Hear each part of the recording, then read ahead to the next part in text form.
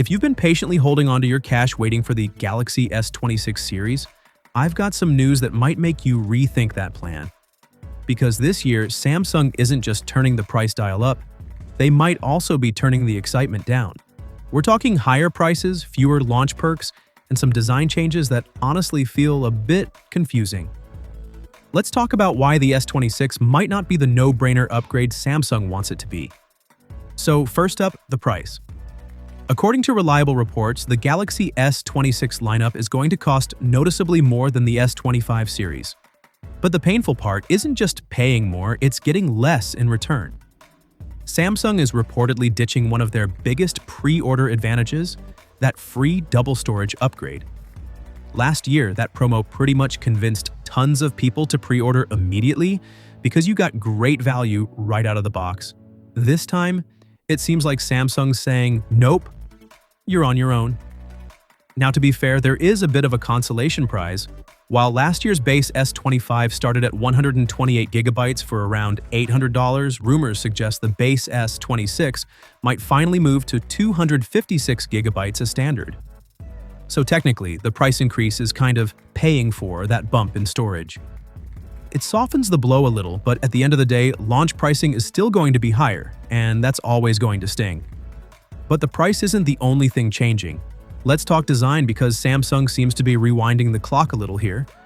Thanks to leaks from Steve H. McFly, better known as OnLeaks, we've seen renders showing a move away from that super clean minimalist camera look we've gotten used to over the last few generations.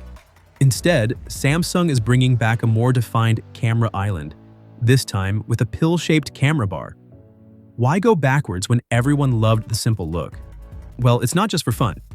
Even though megapixel counts aren't jumping dramatically, the main and 5x telephoto cameras are expected to get wider apertures which need more physical room.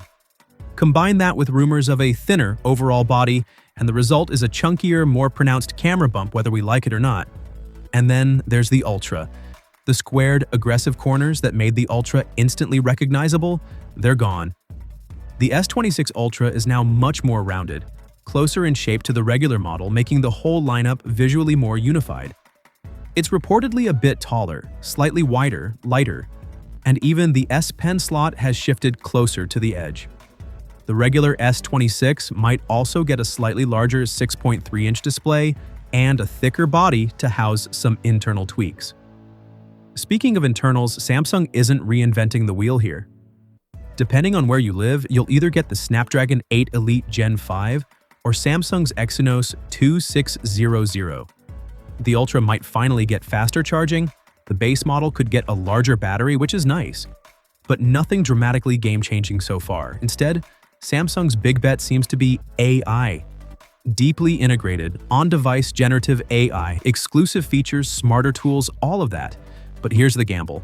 Right now, AI on smartphones still feels like a cool demo more than a must-have reason to upgrade.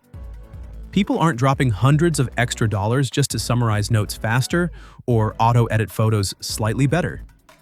Unless Samsung pulls something genuinely impressive and genuinely useful, many buyers, especially current S25 owners, might look at this and see a slightly redesigned phone with a higher price tag and a camera bump they didn't ask for.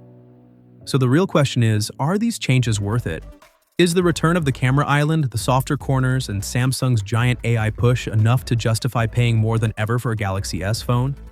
Or is this the year where skipping an upgrade actually makes more sense?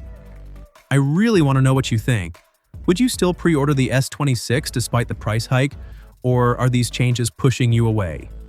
Drop your thoughts in the comments because this one's going to spark a lot of debate.